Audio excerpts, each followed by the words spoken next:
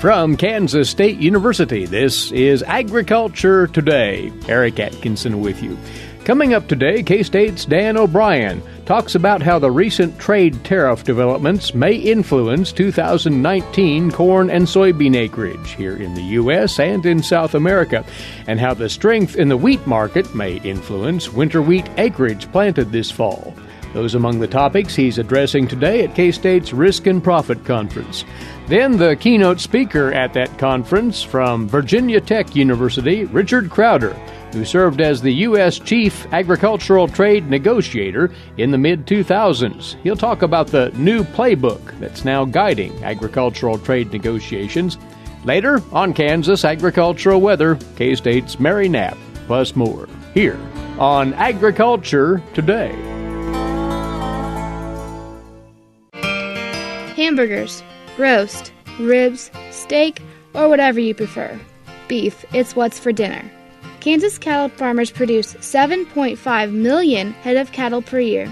It takes about 7 tablespoons of peanut butter to get the same amount of protein in 1 serving of lean beef. Support your local Kansas farmers and ranchers. Eat beef. This message was brought to you by the K-State Animal Sciences Leadership Academy participants.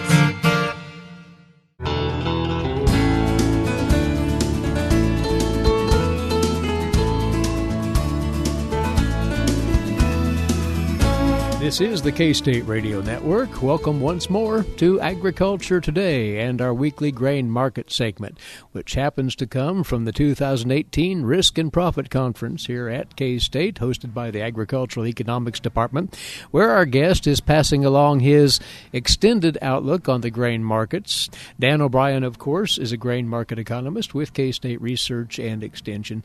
To this Risk and Profit Conference, this is an opportunity for you, Dan, to canvass what's going on in the markets and share longer outlooks on what may be. Yes, it's striking how the grain market, we have so many political discussions entering into that. I think our job here, at least my job at the conference, will be to be as objective and straightforward as possible. And in particular, I think we can talk about and are talking about what different paths would be depending on in particular if there's a resolution to the soybean trade issue between the U.S. and China. We'll talk about that and really the ramifications of, again, this trade issue as it affects both South American soybean plantings and U.S. crop plantings. If there's not a resolution and the prices in South America remain strong, then you have to think out into and not very far from now, out into the November, December, January time frame and just wonder how many acres or how many hectares of soybeans they'll plant there. And it seems, in general, is it 5%? Is it 10%? How much can they plant and not actually have an incentive to go break out new ground? They haven't been doing that of late.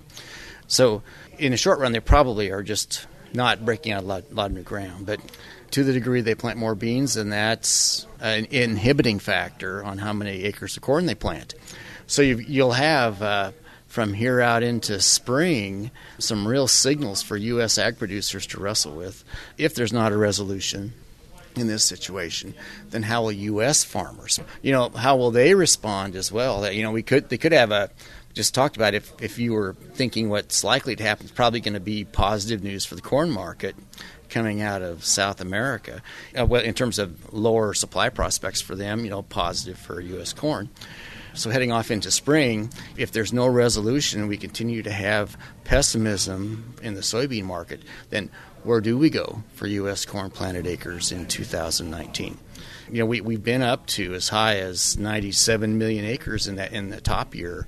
I don't know that we'll go all the way to there, but who would think it's impossible to see 3, 4, 5 million more acres of corn planted in this coming year? And so Kansas, U.S. corn producers that are making those decisions have to stare right down the barrels at that decision and wonder what type of a price situation we'll have for corn out in the fall of 2019 if we really do all that. Need to speak to that development which happened early yesterday, and you noted it there, the announcement that the Chinese appeared to be sending negotiators to the trade discussion table, visiting the U.S. somewhat soon, and there are lots of details to be fleshed out there. But the soybean market's reaction illustrates just how these markets are craving any kind of good news. Yes, up 29 cents on yesterday's closes. Just on that, we're buying the rumor. We'll see how the facts actually turn out. Let's hope we don't sell the. I mean, honestly, I think a freer, more equitable trade environment would be good for all parties, and it would certainly help give us more hope in the soybean market.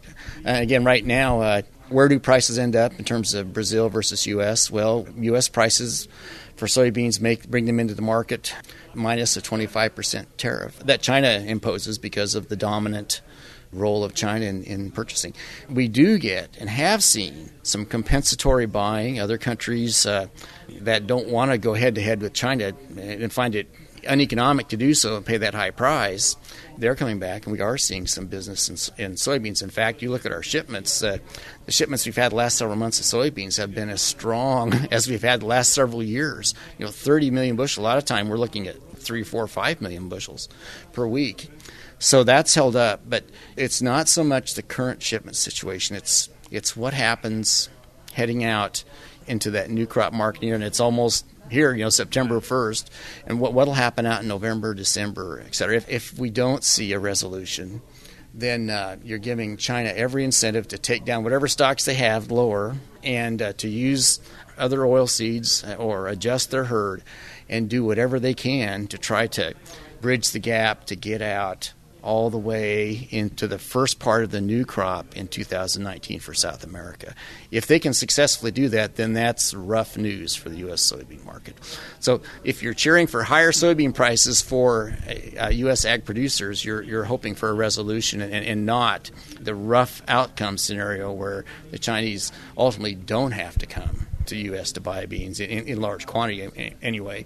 If they make it to that next year's 2019 soybean crop, then we'll have whatever we grow for soybeans, we'll have limited market opportunities for it. Also in the realm of planting decisions, and this would be more immediate, Dan, we'll be seeding wheat in this state within weeks in Kansas. And given that this wheat market is holding on to its strength, one wonders how that, if that persists, will in fact influence decisions on seeding wheat this fall. To answer that question, you have to come to the roots of why we have higher wheat prices now. It hasn't been on the actuality yet of actual export shipments. It's been worries about what's been happening around the world and the eventuality or the expectation that eventually short crops in these other major areas of the world, again, problems in Australia particularly, and France, Germany, over in the EU, reduced production in key Black Sea area region countries, that will eventually bring business to us. And so far it hadn't happened. The rumors were there, or the hope was there, but we hadn't seen the actual shipments. It sounds like we're starting to perhaps start to see some of that. So why did we this year have higher prices? Combination of higher protein and these foreign worries. The world has still near record stockpiles of low quality wheat. What we have this year is higher protein hard red runner wheat. So what can we do to plant, if we plant this year's crop full bore, which, that's with the price incentive, that's probably what we have. What can we do to try to make sure that we're producing high protein, high quality wheat again? But right now is this tremendously supportive market situation and a front of the line position for selling wheat domestically and internationally for what we do sell, because we have high protein. If we come in next year, have a large crop and it's low protein again, then it's just stockpiles of low protein wheat on top of what's left of the stockpiles of low protein wheat of the previous 2 years. But in terms of sheer acres, is the incentive there to see acreage expand this fall? I think so. If you look at the other side, ask the other side of the question, is there any situation where we plant less wheat acres? It's hard to see it. We've got prices now for wheat that are at break even or above. The only thing that would stop someone maybe from planting into this is the memory of what we had the previous 1 or 2 3 years. So I guess we have a situation that based on what we see this year, we're going to have more wheat acres planted just quickly here into late September, October. If we do so, to think strategically and to figure out how to make that a high-quality, high-protein, high-quality crop would be a great thing. Last thing on the corn situation, we've been speaking about this week upon week, the concerns concentrated in certain areas, but concerns nonetheless about the status of the corn crop and the difficulties in Missouri, for instance, parts of Illinois, southern Iowa. Have those abated at all, or is that still a factor? Well, I think in talking with my colleagues from the 3 I states, particularly from Iowa, Illinois, their concerns are that some warm temperatures that we have had at nights will probably reduce some of their state's average yields by some degree, 2, 3, 4 bushels. The U.S. number, perhaps, instead of 178, like we'd seen, 176, 175, 174. But that doesn't seem to be something that would bring a crop disaster, an unforeseen 500 million, 1 billion bushel reduction in what's expected now for the U.S. corn crop to come in. So right now, basically 14.6 billion. If these things come in, we're 14.3. And if usage stays up, and by the way, prospects for usage are very good for corn. That's the best deal out there we've got, is that the ethanol plants and the livestock feeders and wet corn millers seem to be doing well. And really, if we have short South America production, even exports would hold up. But you'll have to see on that for in coming months. So if we get, instead of 14.6, we're down to 14.3, 14.2 or something like that, then I think since usage is probably going to stay up, then you're just taking that reduction off the ending stocks. Instead of 16.5, then we're 15 or 14 or something, and that's all supportive for the corn market.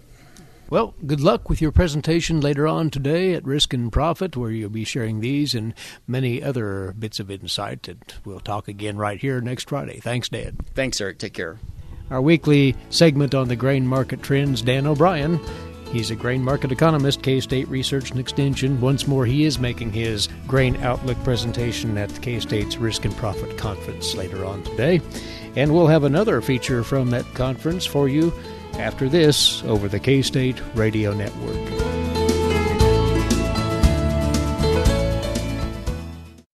What is radon? Home exposure to radon gas is the leading cause of lung cancer death in the United States for non-smokers.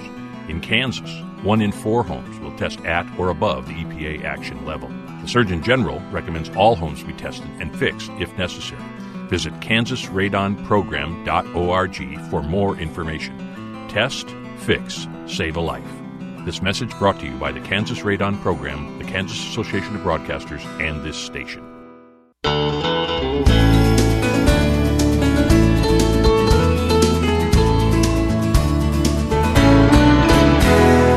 You're listening to Agriculture Today, and for you now, the featured speaker who led off the Risk and Profit Conference at Kansas State University this week, and he took on a topic which is high on the minds of everybody in agriculture, to be sure, the status of agricultural trade and some of the dynamics involved there, and he speaks from a very unique position on that. He's a former trade ambassador on the agricultural side for the United States, and now he's at Virginia Tech University. Dr. Richard Crowder. Dr. Crowder, first of all, we appreciate you coming to K-State and sharing these thoughts. A very important topic, to say the least, and it's of keen interest to you, of course, as well as everybody else. Well, it's a pleasure to be here. I appreciate the invitation to come and to talk to the audience, who is obviously very knowledgeable trade to start with, and I enjoyed the time with him.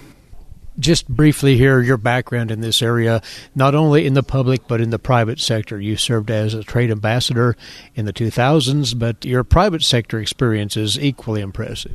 Well, I've been very fortunate. I've been in the food industry from seed to tabletop restaurants, working for companies such as Wilson & Company, Meatpacker, Pillsbury, ConAgra, DeKalb Genetics, and others.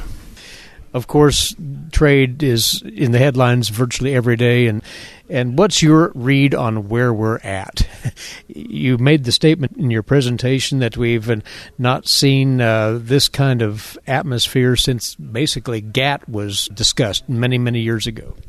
Well, my statement was that in terms of trade policy, outcomes and uncertainty, that I think we're at a more uncertain time now than we've been since the Uruguay round, what was launched, when we were uncertain about what was going to happen with tariffication, with trade between ag and other industries, and sanitary, phytosanitary. So I don't think that we've had a, policy-wise, this uncertain since that time. In your estimation, what's at the root of that uncertainty? It's a matter of policy stance? What? I think it's a combination of policies from the U.S., policies from the European Union, from China, from everywhere, and it's also a reflection of the importance of trade in the world economy, or to the world economy now, and the importance of economic growth and how much trade contributes not only to agriculture but to services, to industrial equipment, and so forth. And you outlined what you call the new playbook by which the U.S. is engaging in trade. What are some of the tenets of that playbook? Well, I think to put it in as succinctly as I can, it is that we are no longer negotiating trade by industry segments. Everything is in the same pool, and trade-off within those pools are now taking place that did not take place historically when agriculture had its little section of the negotiations, if you will. There are several elements to all of that. Non-tariff barriers, for instance, you highlighted those as something that's more emphasized than it used to be. Well, it's more emphasized because tariffs have come down over the years in many places, and the ability to influence trade flows has switched, I think, in terms of importance, from tariffs to non-tariff barriers, be they sanitary, phytosanitary conditions, plant inspections, geographical indicators, and GMO approvals, and so forth. So we've seen a lot of that restricting trade and causing uncertainty in trade over the years, and I think we're going to see more of that in the future. And something else you noted, the chief executive in this country is at the cutting edge of those negotiations, basically the top negotiator, and that's not always been the case. At the final day, it has, but in the process, no. It's more involved from day to day now. As I said in my comments, we're lucky that we've got someone who's interested in trade as he is, but it changes the process and dynamics of the trade negotiations. And I think that's one thing that's causing some of the uncertainty among not only domestic industries, but with our trading partners also. Well, the trade events are well documented. They're reported day by day, it seems, in agricultural media. How do you interpret the impact of these changes we've seen with regard to China, with regard to other partners out there? I think it's too early to tell. You can't measure, I think, in negotiations like this, the impacts in like a 3-month period or a 6-month period. It's longer. There are short-term effects, but the impact, if you will, it takes longer to understand. I don't think we know yet, because there's a lot still to be done, even in NAFTA, which I think we're further along on. And China, the news there is up and down one day versus the other. Though, when you talked about opportunities, and you did make the point that there are opportunities ahead for agricultural trade, one thing that needs to be more developed is the array of free trade agreements out there. Yes, I think that free trade agreements are a point of leverage that some of our competitor countries around the world, particularly the EU, is very active in negotiating free trade agreements. We've not negotiated a free trade agreement since, I guess, it was Panama. We did negotiate TPP along with some other countries, but we withdrew from that. So it's been a while since we've had a free trade agreement go into effect. And the EU, for example, is very active in this negotiating agreements with Japan, with Mexico, with negotiating with Mercosur right now. So they're very active in this. Can developing more agreements or different agreements help take up the slack of what may be lost in the current tariff war? I don't think that new agreements will take up the slack in the tariffs per se. It will help us be more competitive in the marketplace, and how fast the total market grows, I think is probably outside of any, not totally outside, but it's not totally influenced by the tariff battle that we're having with China and some other people now. It's not cut and dried, actually. That's basically the tone of all of this, isn't it? As I said, since the year we're around, we've not had this much uncertainty. We just don't know, and we don't know all the discussions that are going on. Two things that are important here. A, we've got a recognition of trade, how important trade is. Two, we are trying to address it. But three, I think there's a recognition also, and we've got to be careful about how far we go with this in terms of trade wars with tariffs. They're not very good for anyone.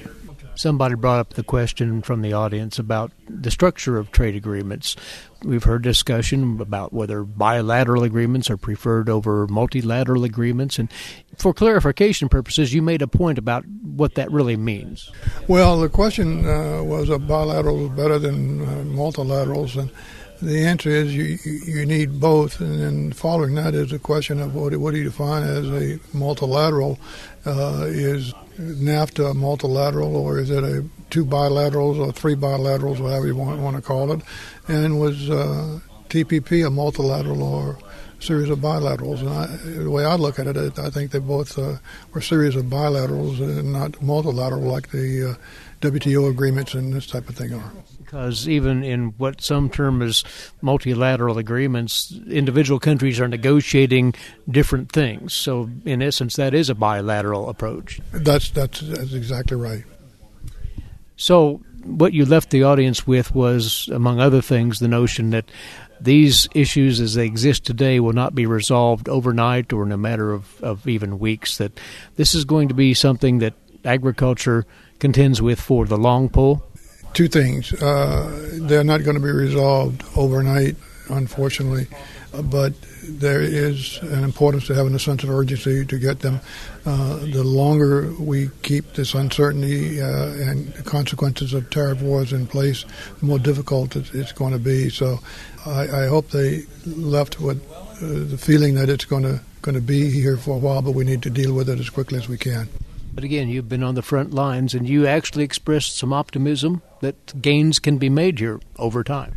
There are huge gains to be made in such things as intellectual property, business practices, GMO approvals, that I'm really optimistic that we will spend some time on and make some progress. So lastly, your message to the agricultural producer out there about trade issues as they see all of this come down seemingly day to day is what? If you look at the fundamental pitch of agriculture worldwide, it's positive. If you look at the happenings that are going on now, it's disruptive. And we need to remove some of the disruption and draw some of these to the conclusion as quickly as we can. And it's not going to be easy. I'm not second-guessing anybody on anything, but I'm saying that as we think about all this, time is a priority variable in this. Dr. Crowder, great presentation at the Risk and Profit Conference. It invoked a large number of good quality questions about trade. It's on everybody's mind, and thank you for taking a few moments to visit with us about it right here today. My pleasure. He is Dr. Richard Crowder, and he is with Virginia Tech University and a former agricultural trade ambassador for the United States. He talked about the state of agricultural trade, obviously, at the Risk and Profit Conference here on the K-State campus to open up the conference yesterday. We'll be back with more after this break. You're listening to Agriculture Today.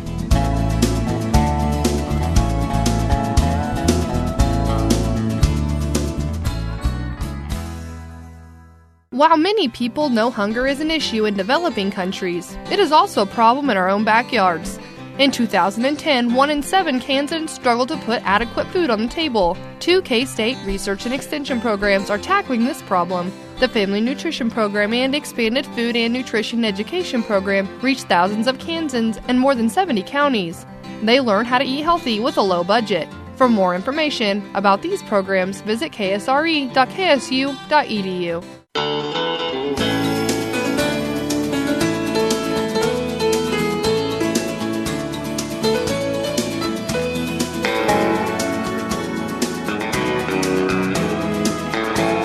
Broadcasting from the campus of Kansas State University, this is Agriculture Today. Eric Atkinson here. Next up, today's agricultural news headlines, courtesy in part of DTN. The 2015 Waters of the United States, or WOTUS rule, now is in effect in 26 states. This after a federal judge in South Carolina issued a nationwide injunction on the recent EPA rule that delayed the implementation of the regulation. The legal wrangling that's occurred since the Obama-era EPA finalized this rule still leaves the nation divided on the Clean Water Act rule, with the rule in effect in some states but not in others. The rule redefined which wetlands and small waterways are covered by the Clean Water Act, many farmers and ranchers fearing the change would lead to increased government regulation of their land. Now, the federal judge in the U.S. District Court for the District of South Carolina ruled yesterday that the EPA did not follow the Administrative Procedures Act in finalizing its rule to delay the WOTUS for 2 years. That action by EPA was designed to allow the agency to complete a rewrite of WOTUS. A proposed new definition of the rule currently is under review by the Office of Management and Budget. After the EPA finalized its rule to delay WOTUS back in February, several environmental groups and some states sued the agency, arguing it had rushed the rulemaking process.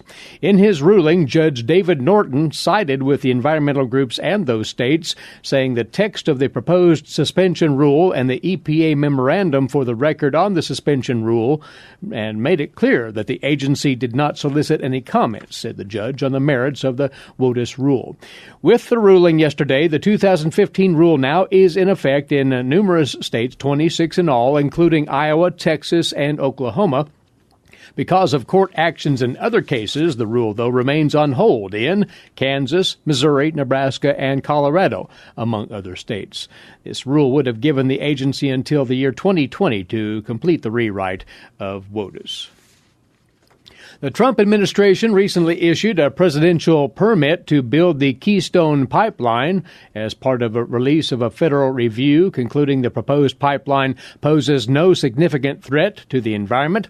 But this week, the U.S. District Court for the District of Montana handed down a ruling requiring the administration to conduct a full environmental review of the proposed pipeline route across Nebraska. The ruling was the result of a lawsuit filed in March of last year by several agencies, including Friends of the Earth, the Natural Resources Defense Council, and the Sierra Club. The court ordered the federal government to supplement the 2014 final environmental impact statement to include the consideration of an alternative route as approved by the Nebraska Public Service Commission. Some farmers and ranchers have opposed the pipeline for fear that a pipeline accident could harm sensitive lands in the Ogallala Aquifer area in the Sandhills. The 1,700-mile pipeline expected to carry about 830,000 barrels of oil per day from Alberta oil fields to Texas refineries. TransCanada is set to begin construction of the pipeline in the second quarter of next year. Back in 2014, the Nebraska legislature passed a bill which allowed then Nebraska Governor Dave Heinemann to approve the new proposed Keystone route. A lawsuit filed by state landowners along the proposed route challenged the law, saying the state should have allowed the Public Service Commission to approve the route. In January of 2015, the state's high court ruled that Heinemann did have the authority to approve the route without that commission's involvement. And Kansas State University scientists, in collaboration with the International Wheat Genome Sequencing Consortium, published yesterday in the International Journal Science a detailed description of the complete genome of bread wheat, the world's most widely cultivated crop. That work will pave the way for the production of wheat varieties better adapted to climate challenges with higher yields, enhanced nutritional quality, and improved sustainability. This major development, the subject of this week's Kansas Wheat Scoop. Here's Marcia Boswell. Kansas State University, through the International Wheat Genome Sequencing Consortium, recently published in the International Journal Science a detailed description of the genome of bread wheat, the world's most widely cultivated crop. The research article, authored by more than 200 scientists from 73 research institutions in 20 countries, presents the reference genome of the bread wheat variety Chinese Spring. The DNA sequence ordered along the 21 wheat chromosomes is the highest quality genome sequence produced to date for wheat.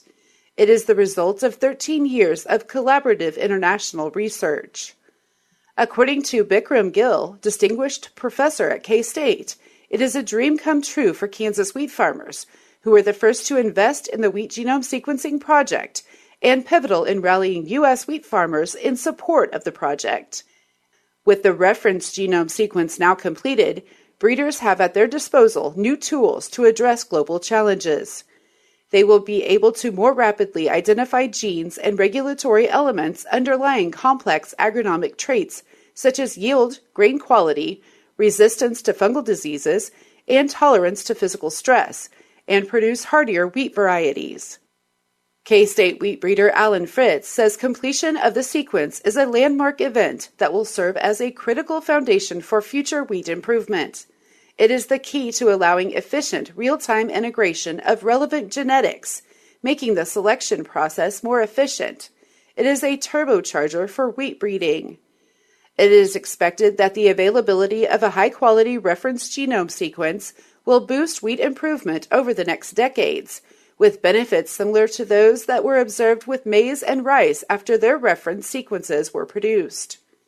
Kansas Wheat CEO Justin Gilpin says Kansas wheat farmers have been supporting the wheat genome sequencing efforts through the Kansas Wheat Commission's wheat assessment since the establishment of the consortium in 2005, with a cumulative amount of nearly $250,000. He said the sequence of the bred wheat genome has already had a positive effect on wheat improvement, which not only affects the science behind wheat breeding, but has a long-lasting positive outcome in regard to wheat producer productivity, profitability, and ultimately livelihoods. Sequencing the bred wheat genome was long considered an impossible task due to its enormous size, it's 5 times larger than the human genome, and its complexity. This work will pave the way for the production of wheat varieties better adapted to climate challenges with higher yields, enhanced nutritional quality, and improved sustainability. For Kansas Wheat, I'm Marcia Boswell. Exciting news for the wheat industry here in Kansas. Marcia, many thanks. You're listening to Agriculture Today. Now one final break. When we return, we'll get into those rain prospects for this weekend around Kansas with K-State's Mary Knapp here on Agriculture Today. Legal and financial concerns surround the day-to-day management of the agricultural industry. Producers, ag creditors, and USDA agencies rely on Kansas Agricultural Mediation Services. If you've received an adverse decision from the USDA or have an ag credit concern, call today 800-321-3276 or visit us online. Kansas Agricultural Mediation Services, exploring options, generating solutions.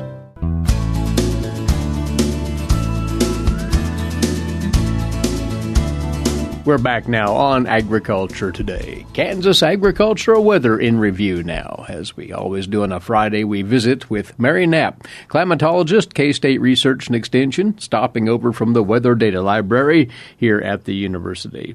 On the moisture side of it, this past week, Mary, some relief for eastern Kansas for a change. Not a drought buster by any sense, but certainly welcome. Yes, it's definitely welcome. At least the rainfall was welcome in the central part of eastern Kansas and what we got up in the northeast. A little bit excessive, or rather a lot excessive when you get into southeastern Kansas, particularly Elk and Montgomery County. There were multiple reports of over 8 inches, which is just the way we don't want to start seeing these rains too much. No, we're hoping that the rains that we're expecting this weekend will be a little bit more moderate. In east central and northeastern Kansas, the amounts were more in the 3/4 of an inch to an inch, maybe as much as 2 inches over the storm track, and that was over several days, which is, again, the way we'd like it. Unfortunately, that barely wet the surface in many locations. You did see some response in the 2 and 5 inch soil moisture that we're monitoring. But when you get down to, say 10 inches, no, not so much. Still parched. Still parched. It's a step in the right direction, and it's certainly welcome, but we need an extended pattern of these kinds of rains to actually get some soil moisture as we go into our winter season. And to add to that, these rains were still of the spotty nature. You still had situations where 2 to 3 inches would fall in one spot 3 or 4 miles away, maybe a third of that or less. Right. You may have got 2 inches, and then it could be as little as a mile away. You've got 2 or 3 raindrops out of it. So unfortunately, yes, this has continued to be more convective in nature, and those tend to be isolated. That also contributes to the heavy downpour effect because these storms are not moving very quickly, and so you dump bucket loads in one spot and miss the next. It looks like the pattern coming through for this weekend is going to be more frontally based, and so it will be hopefully more widespread rather than having those isolated heavy showers that can create the problems that they do. We'll detail that in a moment. The drought monitor, we see some parts of northeast Kansas that have now fallen into exceptional drought that had not been there before. Right, yes. And again, this is just north of the Kansas River into Wyandotte and Jackson counties, Jefferson, because again, missing out on the rains, we're looking at low stream flows, just about everything that you can throw into the bag that goes with those exceptional drought conditions. Hopefully the rains those were based on rainfall ending on Tuesday, so it doesn't include anything that came through on Wednesday and Thursday or that might come through this weekend. Those will be included in next week's drought monitor. Hopefully that exceptional drought is very short-lived, and we'll erase that and move it, get some improvement in that area. And on the plus side, western Kansas, I hate to say that the drought has been erased, but it is dissipating quickly. Right. Actually, in the far west, the only area that's lingering on that is in southwest Kansas on the Colorado border. As you go over into eastern Colorado, conditions have not improved. They've missed it. The rains have been to their east, and that is included being east of some of those westernmost counties. But for the most part in western Kansas, we're looking at drought-free conditions, and the rains have been coming through central Kansas enough to nibble at the edges of that abnormally dry to moderate drought scenario. They did not see much rain this last week, but they had very plentiful rains the week before, so again, it's not deteriorating very rapidly. Hopefully, we'll continue to have those wet conditions as we move into the fall because we are approaching winter wheat planting season, and we would like to have a well-filled soil profile and substantial rains, or sustained rains, I should say, as we move into our fall season. You bet. Well, then, the particulars on this system moving in this week likely to provide rainfall statewide. This is a cold front coming down from the northwest, and it is expected to bring rainfall across much of the state. We are likely to see some thunderstorm and may see some severe weather out of that. So we may have more energetic storms than we've had for much of the season. And again, it will depend upon how rapidly the system moves through. Mm-hmm. And this will continue through into Monday and then basically a tranquil week to follow, right? After the frontal system moves through, it's expected to be a fairly tranquil week, and it's going to be on the cool side as we go through that. So that first week of school is likely to be rather comfortable, which is again going to be a contrast from the conditions we saw in July. And we'll close out with this. The outlooks for September as well as the 3-month forecast have been posted. And what do they tell us? Well, basically our outlook for September is pretty neutral. There is a slight chance for wetter than normal conditions, again favoring the southwest part of the state. Temperatures are equally likely to be above or below normal statewide. And as we move into the fall season, the September, October, November, again, it's neutral on both the temperature and precip. One of the big drivers in that forecast is looking at the El Nino, and the question is what's going to happen with it. Is it actually going to develop, or is it going to linger and be later in arriving? The late arrival for that El Nino reduces some of the influence that we get from it. Particularly, we're looking for a wetter than normal fall during an El Nino pattern. On the plus side, it's not a La Nina. The La Nina is when you have the very strong signal for hotter and drier fall conditions. Mm-hmm. So we'll take the El Nino, or we'll take neutral even, rather than having a repeat of the hot, dry pattern. Absolutely. As always, Mary, we appreciate your comments and have a good weekend. Thanks, Eric. Mary Knapp, Research and Extension Climatologist at K-State. Bidding you a good weekend as well. Eric Atkinson, thanking you for joining us for Agriculture Today over the K-State Radio Network.